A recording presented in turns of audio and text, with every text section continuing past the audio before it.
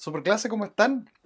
Los saludo en este nuevo video. Qué gusto vernos nuevamente en esta nueva sesión de preparación en la prueba de transición de competencia lectora. Es un gusto para mí estar frente a ustedes en una nueva superclase, porque hoy vamos a tocar algunos temas que me parecen, a mí en lo personal, como deleite de la disciplina, muy entretenidos e interesantes y que a ti te van a servir un montón para poder perfeccionar tus habilidades y todas las estrategias que hemos ido aprendiendo en estas sesiones para mejorar tu competencia lectora y a la postre, ¿cierto? Rendir una súper buena prueba de transición, eso quiero decir. Por lo tanto, es enormemente significativo este espacio, tanto para ustedes, que van aprendiendo, ¿cierto? Cositas que espero les sirvan, como para mí, que me acerca un poquito más a esta labor tan maravillosa que yo elegí, que es enseñarle a ustedes el conocimiento que yo domino de alguna manera. En esta superclase vamos a desarrollar una estrategia, vamos a profundizar en algunos métodos que nos ayudan a resolver el ítem de vocabulario contextual, ¿ya? Y se conoce como lexicogenesia. Es un concepto que tal vez para ti es nuevo, no lo había escuchado, muchos de mis estudiantes ya lo conocen porque es una estrategia que nosotros ya utilizamos y te la quiero compartir en esta super clase. Como les cuento siempre, estas sesiones son un poquito más largas que los videos normales que uno ve en YouTube, ¿ya? Yo trato de que duren estas super clases 40-45 minutos máximo, porque tampoco quiero aburrirlos, pero a veces el volumen de conocimiento es amplio, entonces en un video cortito de 5 o 10 minutos uno no alcanza, entonces este espacio a mí me permite profundizar mucho más en detalles que yo sé que te van a servir un montón para preparar la prueba de transición. Por eso dejé estos iconos ahí, porque muchos me han comentado que me acompañan estos 45 minutos tomando apuntes. De hecho hay algunos que ya su cuaderno de lenguaje que quedó tirado por la pandemia lo están utilizando para tomar apuntes en esta superclase, y yo siempre incorporo, por ejemplo, ahí que te acompañe de algo para comer, o yo que generalmente siempre bebo algún líquido calentito, en este caso café. Entonces aquí es donde siempre yo les recuerdo considerar suscribirse a este canal para poder revisar todo ese material que yo tengo disponible para ti, el preuniversitario en competencia lectora también, que te lo dejo por ahí, y un like siempre se agradece porque es muy bonito ver que les gustó. Y si no te gustó y me chantáis un dislike, dime por qué, po. La idea es que vayamos mejorando siempre estas super clases para que sean obviamente en beneficio de ustedes. Dicha la introducción, vamos a redondear algunas cositas que ya hemos venido conversando en varias sesiones respecto a vocabulario contextual, ¿ya? Nosotros ya sabemos, tú ya sabes, y estoy hablándote en este caso del temario de la prueba de competencia lectora, ya sabemos que el ítem de vocabulario contextual lo que mide, lo que busca de alguna forma, es ver tu capacidad para reconocer el sentido que adquiere una palabra en un contexto determinado. Eso es súper importante porque ya sabemos que la prueba de transición continúa formato nuevo y formato antiguo respecto a la sustitución léxica, de la cual ya hemos hablado en otro videito que te dejo por ahí en una etiqueta, en donde nuestra misión es poder sustituir la palabra guía o la palabra estímulo por el mejor concepto y que se mantenga el sentido de esa oración o frase en la cual la palabra guía aparece. Eso ya lo tienes súper claro. Si es algo que tú vienes masticando recién, debes ponerte al día con esto. Por lo tanto, desde ese punto de vista, nosotros ya tenemos plena claridad, gracias al temario actualizado de la prueba de transición 2020, admisión 2021, que tenemos 13 preguntas que corresponde a vocabulario contextual. O sea, el 20% de la prueba son preguntas de vocabulario contextual. Por lo tanto, aquí aparecen dos conceptos que son relevantes y que tú ya tienes que dominar: el significado, ¿cierto? Y el sentido que esa palabra adquiere en un determinado contexto. De eso ya hemos conversado, por lo tanto, este es el piso sobre el cual parte esta superclase, ¿ya? Tienes que tener esto súper claro. Ahora, ¿qué es lo interesante de esta sesión? ¿Qué es lo beneficioso? Porque la gracia es que la superclase te deje a ti un sabor ricolino respecto a algún aprendizaje práctico y funcional que te va a servir para la prueba de transición. Esa es la gracia de esto, si no, no estaría aquí frente a ti compartiéndote esta presentación.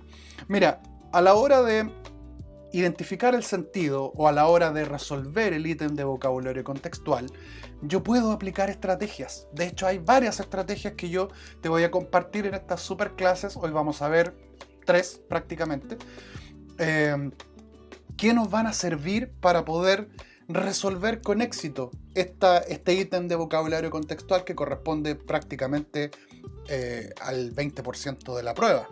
Mira, y aquí es donde vamos a hablar un poquito de este concepto que yo puedo transformar en una estrategia para resolver el ítem de vocabulario contextual, y es un fenómeno que se conoce como lexicogenesia. Incluso hay disciplinas de la lingüística, del estudio del lenguaje, que se encargan de descubrir cómo funciona esto. En aspectos prácticos nosotros vamos a utilizar la lexicogenesia para poder analizar las palabras y poder tratar de inferir o descubrir el significado de un concepto que yo no conozco. Y esto es crucial porque me sirve a la hora de enfrentar una palabra que tal vez yo no conozca y de alguna u otra manera voy a tratar de encontrarle un sentido.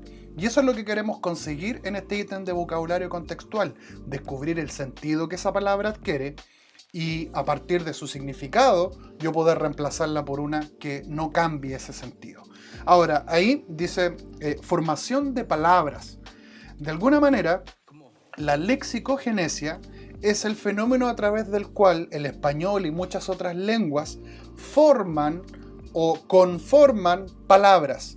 De hecho, si yo aplico lexicogenesia sobre el concepto de lexicogenesia, yo puedo dividir que aquí hay 2 ideas contenidas. Léxico, que ya sabemos que representa a una idea o un significante, ¿cierto? Un significante.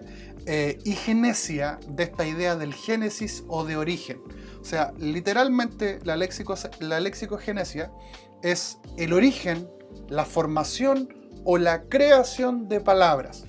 Y esto es interesante desde mi punto de vista porque así nosotros concebimos que las lenguas, los idiomas, no son estáticos. De hecho, son sistemas que se están moviendo constantemente.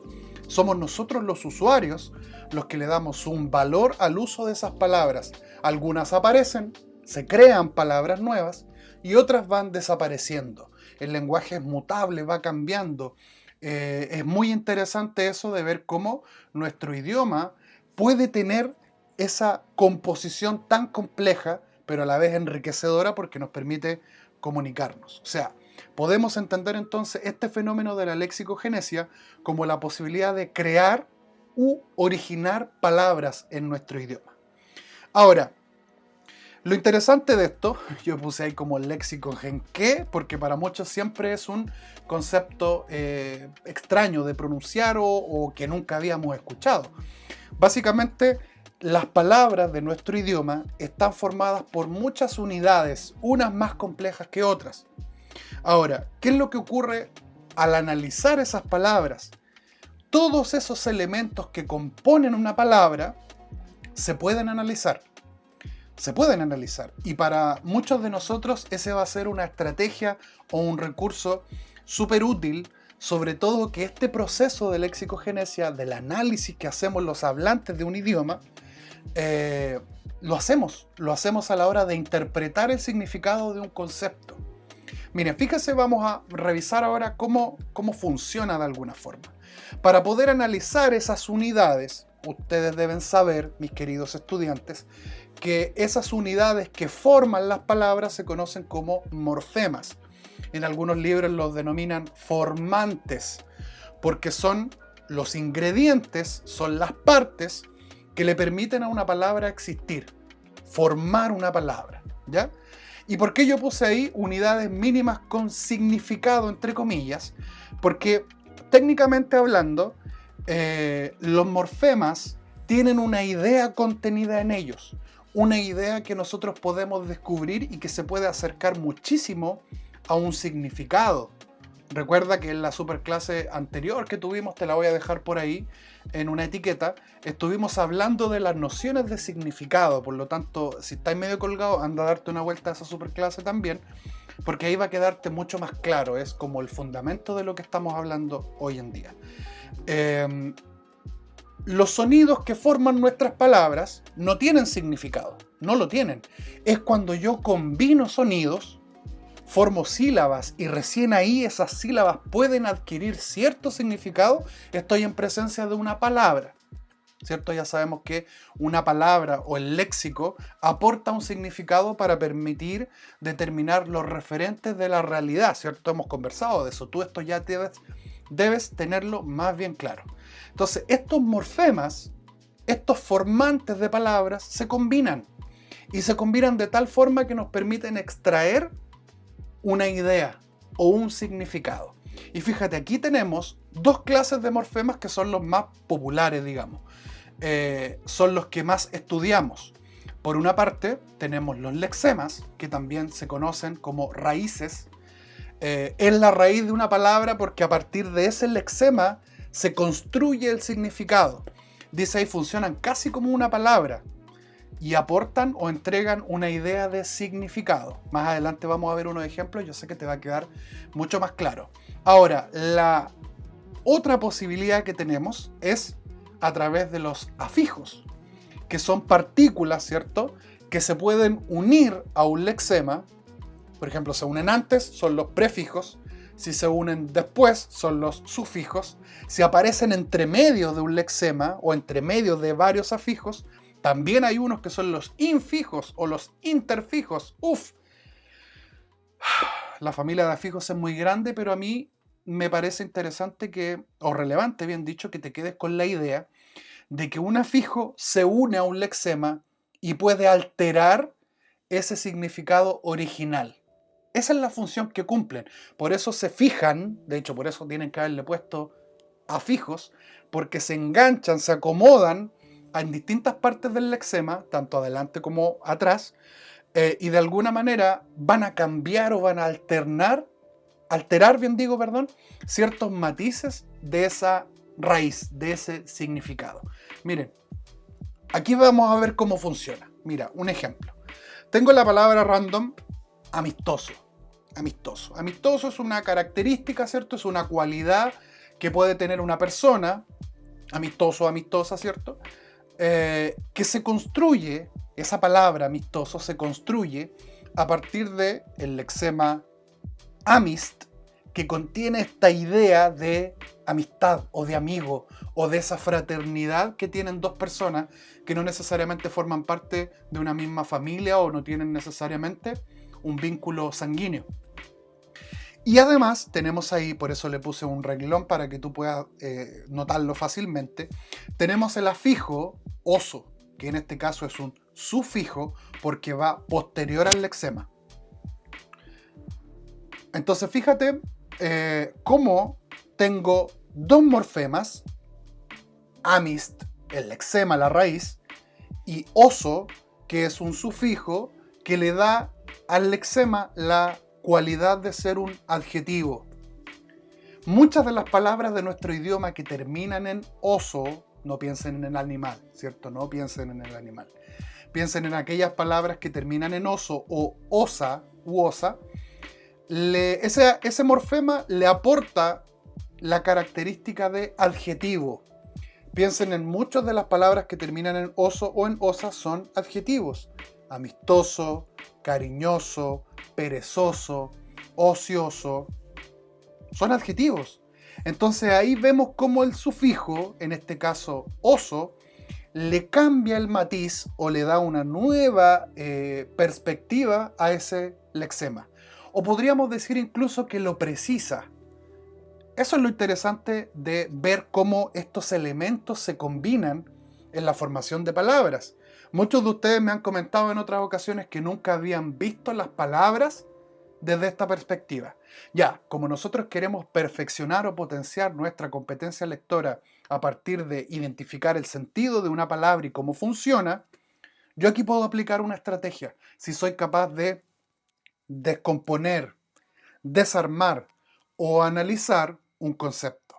Ahora, yo estoy utilizando uno sencillo, todos sabemos lo que significa ser amistoso, pero lo aplico para que tú seas capaz de entender cómo funciona este análisis del léxico-genesia, cómo se van creando palabras. Y fíjate que aquí tenemos dos fenómenos, dos maneras de cómo poder formar palabras, ¿ya? Esto puede ser un poquito complicado, pero en realidad a la hora de irlo aplicando nos vamos a dar cuenta que el español o en general las lenguas pueden crear palabras o formar palabras, de ahí viene el concepto léxico-genesia, ¿cierto? A partir de estos dos fenómenos. Uno es la composición, cuando yo combino dos raíces, dos lexemas y formo una palabra nueva, o también lo puedo hacer a través de derivación, cuando a un lexema o a una raíz yo le incorporo distintos afijos para ir formando, como dice ahí, algunas familias de palabras o palabras que se desprenden de un mismo lexema. Miren, veamos algunos ejemplos y esto les va a esclarecer un montón. Por ejemplo, por composición yo puedo mezclar dos raíces, abrir y lata, y tengo el abrelatas, que es un objeto que sirve para abrir latas. Lo mismo ocurre con sacacorchos.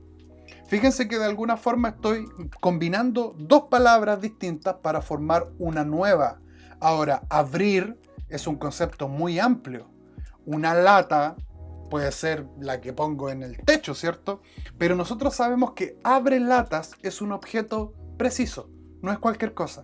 Y de alguna manera la composición permite determinar con mucho más claridad el concepto al cual quiero hacer referencia. Eso es lo interesante. O por ejemplo, tapabarro. Tapar es una acción que es cubrir, proteger, ¿cierto? El barro es la mezcla de agua con tierra, pero el tapabarro en general es un objeto que yo utilizo para proteger un vehículo de transporte como una bicicleta o un automóvil del barro cuando se conduce, para que el barro al girar la rueda no salpique todo y no ensucie. ¿Se dan cuenta? O algo que nosotros tenemos para dormir, cubrecamas. Nos parece una palabra, pero en realidad está compuesta, por eso se llama composición, está compuesta de dos lexemas, de dos morfemas que juntos crean de alguna manera una idea nueva. O fíjate cómo la palabra supermercado también está compuesta por super, que incluso podríamos considerarlo un prefijo, ¿cierto? Que es de algo de gran tamaño, y mercado, que es un lugar donde se venden productos generalmente de índole alimenticio. ¿Se dan cuenta? Ahí tenemos un fenómeno que nos permite determinar cuál es la unidad de sentido que tienen algunas palabras. Y tenemos también por derivación, que es cuando a un lexema yo le aporto de alguna manera distintos afijos para ir ampliando las posibilidades de ese lexema. Por ejemplo, si tomo el mismo anterior, amist, y voy alternando afijos, voy a ir creando palabras como amistad, amistoso, amistosa, amigable, amigo, amigas, amiguitos. Y todas esas palabras derivan de la misma raíz, pero tienen significados distintos. Amistoso es distinto a amigo. Y amigo es distinto a amiguito. Un amiguito es un amigo pequeño. Se dan cuenta que todos esos matices que nos aportan los afijos cambian el sentido de ese lexema. Ahora, lo interesante es que a partir de este fenómeno, tú vas a comenzar a poner especial atención en las palabras a la hora de analizar esos conceptos. Y eso es lo que yo te quiero proponer en esta superclase, que cambie la manera en cómo tú abordas el análisis del léxico. La pregunta aquí es,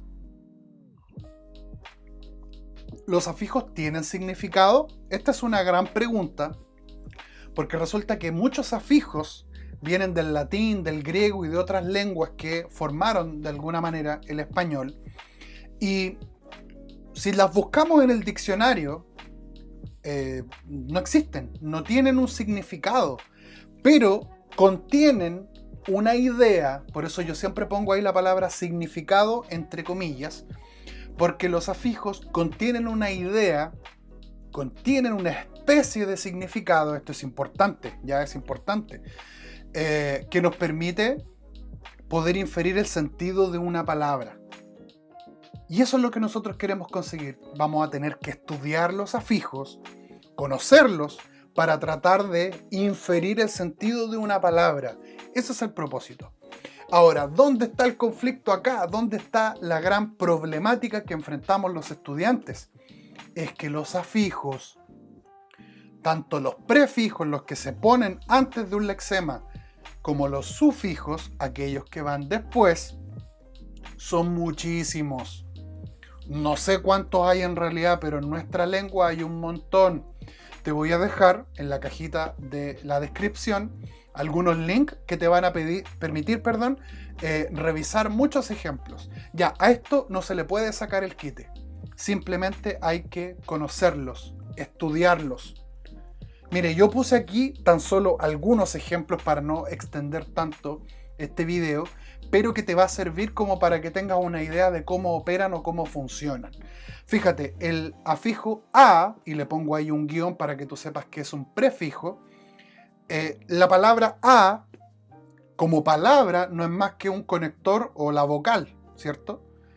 Pero desde el punto de vista de un afijo, contiene la idea de oposición o carencia de algo. Mira, yo pongo ahí como ejemplo la palabra arritmia. Arritmia. Fíjate que la palabra arritmia, la primera descomposición que podemos hacer es que está ahí una idea de ritmo, ¿cierto? Sabemos que el ritmo son compases, ¿cierto? Yo no soy experto en música, pero en general, si yo le antepongo el prefijo a, estoy hablando de que no hay ritmo o ausencia de ritmo. Y en realidad una arritmia es cuando el corazón, que tiene un latido rítmico constante, se altera. Y muchas personas que tienen una enfermedad al corazón evidencian arritmia. O sea, literalmente podríamos decir que la arritmia es sin ritmo o la ausencia de ritmo, porque en realidad los ritmos son constantes y sistemáticos. Fíjate que ahí, si yo no conozco el concepto, pero descompongo la palabra, puedo tratar de llegar al significado. Ahora, la pregunta para ti es, ¿tú sabías que a significa carencia u oposición? Es aquí donde la invitación que yo les hago a partir de esta idea es que comencemos a conocer los afijos, tanto los que se ponen al principio, los prefijos, como los sufijos. Por ejemplo, tenemos ahí algunos muy usuales en el español, co, con y com, que denotan esta idea de unión o de conexión. Por ejemplo, convivir. La idea de vivir, ¿cierto? Sabemos que la podemos llevar a una dimensión del habitar, del estar en un espacio, o sea, la experiencia de estar en esta realidad. Pero la convivencia o el convivir son dos ideas distintas que tienen que ver, que tienen mucha relación también con, por ejemplo, la convivencia, la unión de varias vidas en conjunto. Por ejemplo, cuando hacemos una convivencia, somos varios los que están compartiendo, hay una unión ahí. O el otro ejemplo que te pongo, contener. Contenedor. Es porque en ese espacio donde tengo algo, lo uno. ¿Se dan cuenta? O condominio, que es esta idea de un espacio, un hábitat donde viven muchas personas como en un edificio. O coheredero, una persona que conmigo o con otro recibe una herencia, algo que los une. Se dan cuenta que ahí el afijo cambia completamente el matiz y podría incluso cambiar el significado. Un clásico, el sufijo krasia, que se hereda directamente del griego, por ejemplo, y que contiene la idea de el gobierno de, y es un concepto que yo estoy seguro que muchas veces han visto en historia, geografía y educación cívica. Por ejemplo, el concepto democracia, que es el gobierno del pueblo o el gobierno populoso. Pero ¿te suena plutocracia? Que es el gobierno de los que tienen dinero, cuando más gobiernan aquellos que tienen los recursos económicos. O el ideal, la meritocracia, que ojalá en Chile la tuviéramos, ¿cierto? El gobierno de los que tienen más y mejores habilidades, los más aptos. Ya, pues fíjate que esos tres conceptos, cracia, hablan de tres tipos de gobiernos distintos. y lo sabemos a partir del concepto del afijo, gracia. Uno muy parecido a los dos primeros que revisamos, el prefijo i, in o im, que denotan negación.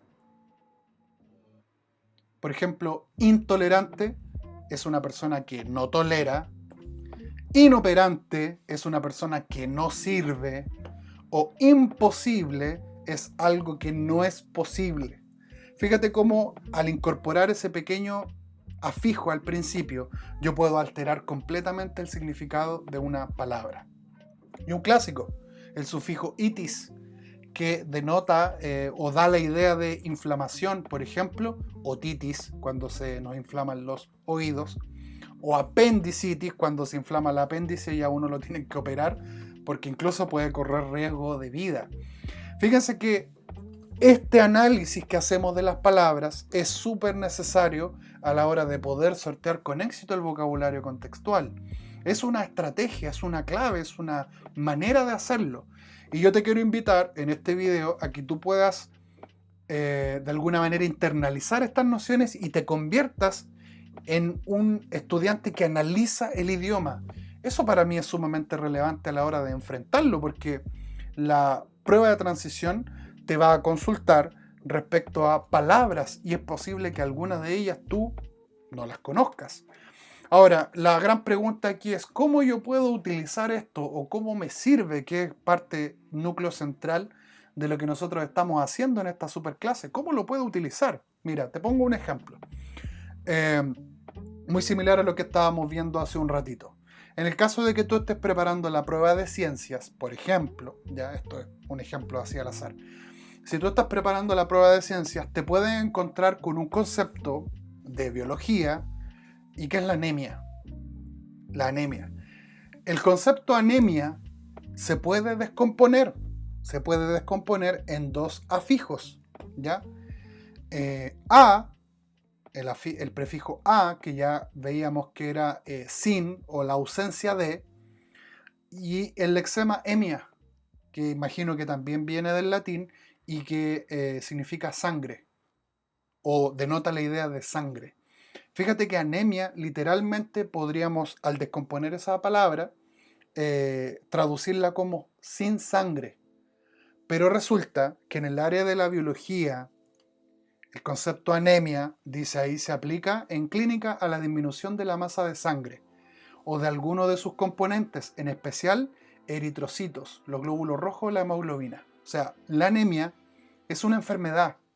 Es una enfermedad que afecta a muchas personas cuando hay una ausencia de ciertos componentes en la sangre. Y fíjate que yo pude descubrir, si conozco los formantes de esa palabra, puedo descubrir el significado. Ese es el propósito de conocer cómo funciona la lexicogenesia. Yo puedo descomponer las palabras y a partir de esas partículas puedo recuperar el significado. O en el caso de quien padece la anemia, yo a través de la derivación puedo convertir esa palabra, que es un sustantivo, la anemia, en un adjetivo, anémico o anémica. Aquel que padece anemia. ¿Se dan cuenta? Entonces aquí vemos cómo la lexicogenesia nos va a servir para poder rescatar esos significados a partir de la descomposición de las partes que forman una palabra. Y mira, te pongo un ejemplo de ciencias porque en muchas ocasiones me han comentado que estos conceptos de biología muchas veces utilizan una gran cantidad de afijos. Muchos, sobre todo de patologías, de enfermedades, de tratamiento o de elementos de la biología en general o de la química. Por lo tanto, si tú estás preparando la prueba de ciencia, te vas a dar cuenta que puedes llegar a descubrir qué significa una determinada palabra a partir de conocer afijos. A mí me encantaría que pudiéramos hablar de todos ellos, pero son tantos, por eso te invito a que le des una revisión a la lista de afijos que te voy a dejar y que lamentablemente, y no hay otra manera, los tenemos que comenzar a conocer y aprender para poder internalizarlos. ¿Se dan cuenta? Aquí vamos a revisar también un ejemplo práctico que nos va a permitir reconocer algunas relaciones de significado que se dan entre las palabras y que a la hora de responder vocabulario contextual son súper útiles porque me van a permitir enfrentar de buena forma una pregunta determinada, por ejemplo. Y fíjate que aquí debiéramos tener claro que estos fenómenos que vamos a revisar, dice ahí, dan cuenta de que la relación entre el significado y el significante no se da de una manera tan normal, ya tan simple. De hecho, te dejo un videito por ahí que habla de estas nociones de significado, significante y que hemos conversado también en otros videos. Fíjate que nosotros creemos que las relaciones entre una palabra y su significado se da de una manera bastante simple, pero en realidad nos vamos a dar cuenta que a veces no es tan simple, y ahí es donde está nuestra gran complicación como estudiantes. Mira, aquí tenemos dos relaciones de significado que tú conoces, pero que a la hora de enfrentar la prueba de transición, específicamente en vocabulario contextual, tú debes conocer a cabalidad. Una es la polisemia y la otra es la sinonimia. En un próximo video te voy a contar más porque aquí hay muchos detalles que no voy a tocar en este video porque implica meternos en otros fenómenos. Pero por lo menos vamos a cerrar este video con un ejemplo claro para que tú veas cómo la polisemia y la sinonimia van a ser dos elementos que nos van a servir muchísimo a la hora de analizar una palabra y poder encontrar una unidad de sentido. Sobre todo si estoy respondiendo a una pregunta de vocabulario contextual. Mira, la polisemia es bastante simple de entender si aún no conoces el concepto. Una palabra o un significante puede tener más de un significado. Es más, hay palabras en nuestro idioma que tienen muchísimos significados y que en distintos contextos comunicativos adquieren un valor distinto. Ya, eso complejiza un montón el ítem de vocabulario contextual. Lo hace difícil, porque requiere de alguna forma que yo conozca muchos significados de una palabra. Por su parte, la sinonimia corresponde a cuando yo tengo un significado y hay muchas palabras que comparten ese mismo significado. O sea, son fenómenos que funcionan de alguna manera alternadamente. En relación con la polisemia, ya, aquí es donde enfrentamos un problema, mis queridos estudiantes, porque no es... A ver, ¿cómo lo explico? Conocer el significado, como dice ahí, conocer el significado de una palabra no es suficiente. Yo necesito conocer, ojalá, todos los significados de una palabra. Y eso es sumamente complejo. Implica trabajar y aumentar mi vocabulario de tal manera que yo pueda reconocer los contextos en los cuales esa palabra adquiere cierto significado. Por eso dice ahí que la dificultad está en los distintos sentidos que adquiere una palabra, porque en cierto contexto comunicativo una palabra puede tener un significado distinto.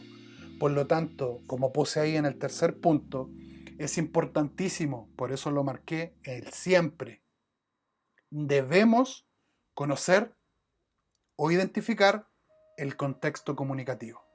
Sin ese contexto, no vamos a poder determinar el sentido que adquiere esa palabra en ese contexto comunicativo determinado.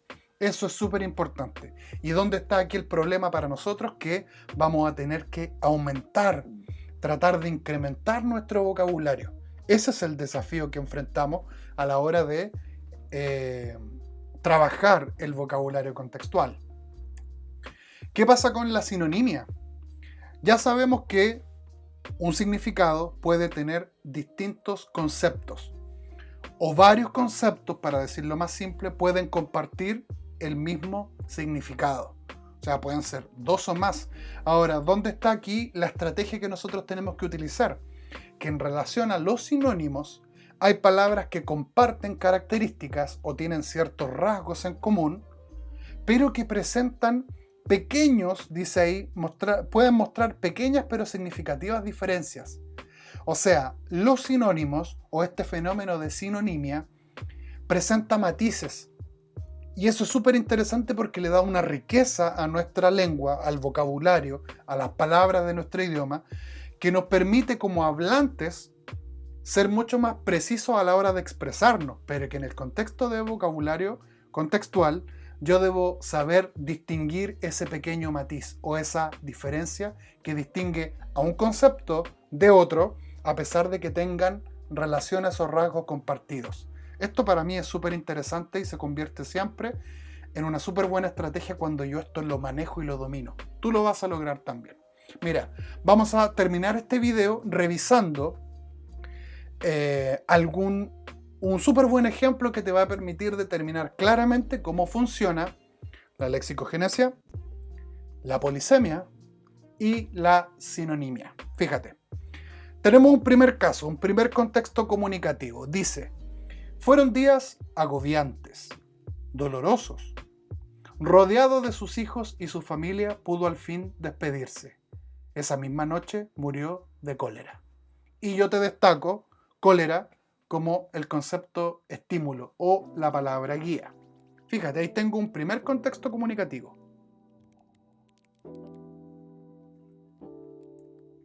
Vamos con un segundo caso o un segundo contexto. Comillas dice, cuando el asaltante empujó a su pareja y a su pequeño hijo, intentando quitarles la mochila, Esteban, lleno de cólera, se lanzó, me comí una N, se lanzó sobre él con una fuerza que solo se le atribuye al instinto de sobrevivir. Ya, fíjate, resulta que para poder desenvolverme con éxito en el análisis de este concepto, tengo varios caminos. El primero es si yo conozco el concepto. O sea, si yo sé lo que es la cólera, por ejemplo, en el caso 1 y en el caso 2. Entonces fíjate que aquí, cuando nosotros enfrentamos vocabulario contextual, el mismo texto te va dando pistas. Vamos a revisar esto con detalle, pero piénsalo así. En el caso 1, podemos inferir que la persona o el personaje que está presente en este caso 1 murió a causa de la cólera. Entonces yo podría decir, ¿qué es lo que provoca la muerte? ¿Un objeto? ¿Un fenómeno? ¿Una enfermedad? Me tinca. Cólera puede que sea enfermedad porque estoy interpretando acá. Soy capaz de descubrir que parece que el personaje está a punto de morir. Por eso está con su familia y dice, pudo despedirse. O sea, una enfermedad terminal probablemente, o una enfermedad que lo tiene al borde de la muerte. En el caso 2, Esteban, lleno de cólera, se lanzó sobre él. ¿Funcionará como una enfermedad? ¿Me llenó una enfermedad y por eso ataqué al asaltante? En este caso aquí, cólera, el texto nos da algunas pistas o algunos indicios de que probablemente se refiere más a una sensación o un sentimiento. Algo que le provocó el hecho de que a Esteban lo atacara a su pareja y a su hijo pequeño. Fíjense cómo aquí yo estoy haciendo primero un análisis del contexto comunicativo y de cómo el texto me va entregando algunas pistas. Si yo voy al diccionario, tengo aquí un fenómeno de polisemia. La cólera es un concepto polisémico, es decir, es un significante que tiene más de un significado. Es una palabra que tiene más de un significado. Por ejemplo, según la RAE, el diccionario de la Real Academia Española, cólera, en su primera acepción, o el primer significado, dice ira, enojo o enfado. Ya. Este significado número 1 se aplica mucho más al caso 2, cuando Esteban lo atacaron, que al caso 1. La segunda acepción dice bilis, secreción amarillenta. Ya, todos tenemos bilis, también se le denomina cólera. Y el tercero dice enfermedad epidémica aguda de origen bacteriano, caracterizada por vómitos repetidos y diarrea intensa. Ya, esta tercera acepción me sirve mucho más para el caso 1, porque se puede morir de cólera si es que esas bacterias invaden nuestro cuerpo. Entonces fíjate cómo el diccionario mental que yo tengo en el caso de la polisemia requiere o necesita de que yo conozca ambos conceptos. Si no los conozco, si yo, por ejemplo, cólera me suena a ira, enojo o enfado, si vuelvo al caso 1, va a ser muy difícil que yo determine que una persona muera de rabia, porque es poco probable que una persona se muera de enojo. O sea, es un sentimiento que nos invade, pero que no necesariamente causa la muerte, ¿se dan cuenta? Entonces, esas pistas me dan a entender de que si yo no conozco, bien dicho, el concepto cólera, voy a tratar de encontrar una unidad de sentido que me permita determinar el significado. Fíjate cómo el texto me va entregando algunas pistas, por lo tanto yo, incluso sin saber qué es la cólera, yo perfectamente podría determinar que probablemente se trate de una enfermedad que le causó la muerte. Y en el caso 2, probablemente se trata de una sensación o de un sentimiento que invade una persona que reacciona frente al ataque de un asaltante. Fíjense que todo ese proceso mental está ocurriendo en nuestra cabeza gracias a ese diccionario mental que registra los significados. ¿Qué ocurre en el caso de la sinonimia? Mira, aquí tenemos muchas. Son algunas, yo creo que hay más, pero aquí hay varias palabras que cumplen el fenómeno de la sinonimia, es decir, son sinónimos, que contienen como significado una idea similar, una sensación que te provoca, ¿cierto? Enfado, ira, molestia, enojo, pesar, indignación. Ahora, mi pregunta para ustedes es, ¿molestia será lo mismo que ira? ¿O furia será lo mismo que enojo? Fíjense que todas esas palabras que están ahí se consideran sinónimos, pero resulta que evidencian cierto matiz que nos va a permitir distinguir, por ejemplo, que la molestia es un malestar mucho menor a la ira o a la cólera. Ira y cólera podríamos decir que son como el extremo más alto de esta sensación humana. O sea, ira, cólera es como lo máximo. Pero, por ejemplo, molestia, enfado, enojo están como en una dimensión menor. ¿Se dan cuenta? A eso me refiero con ciertos matices. Todas estas palabras contienen una idea muy similar o un significado muy similar que este sentimiento que los seres humanos percibimos, o tenemos, bien dicho. Pero que cada palabra evidencia un matiz distinto. Y es ahí como la sinonimia funciona, porque muchas de las preguntas de vocabulario contextual me piden que yo sea capaz de determinar esta diferencia. Y para aquello necesito conocer los significados. Fíjense que lo que hemos revisado en esta superclase se relaciona íntimamente con tres fenómenos que son muy útiles a la hora de encontrar significados y poder analizar las palabras en contexto, que en lo personal yo siento que les van a ser súper útiles a la hora de enfrentar el ítem de vocabulario contextual. Es necesario que tú a partir de este momento y en preparación de prueba de transición apliques este fenómeno de analizar y descomponer las partes de una palabra. Eso implica que comiences a conocer la enorme lista de afijos que tiene nuestro idioma y que hay un montón. Si quieres, lo podemos revisar con mucho más detalle en una próxima superclase. Mientras tanto, no olvides revisar el material que te voy dejando. De la misma forma, tener súper claro que las palabras pueden tener más de un significado. Y esto va a ser súper importante a la hora de determinar cuál de esos significados es el que me permite identificar el que sirve en el mejor contexto comunicativo. Eso es súper importante, sin duda. Y al mismo tiempo, ver cómo distintas palabras comparten ideas o rasgos en común, y yo voy a tener que ser lo suficientemente capaz de determinar esos matices. Por lo tanto, la inquietud que les dejo el día de hoy para ir mejorando en este ítem de vocabulario contextual es aprender los afijos, ampliar nuestro léxico, nuestro vocabulario para poder conocer la mayor cantidad de sentidos posibles que adquiere una palabra y al mismo tiempo ver cómo otras palabras también pueden compartir ese significado. Gracias por ver este video, espero les haya gustado y lo que a mí me parece mucho más relevante, que les sirva mucho para ir mejorando en este proceso de preparación de la prueba de transición. Gracias por acompañarme en esta super clase, no olvides suscribirte, activar la campanita y estar atento a todo el material que yo les voy dejando disponibles en este canal, sobre todo en el preuniversitario en competencia lectora. Les dejo por aquí también algunos videos y cuídense, que estén muy bien y nos vemos en un próximo video. Chao.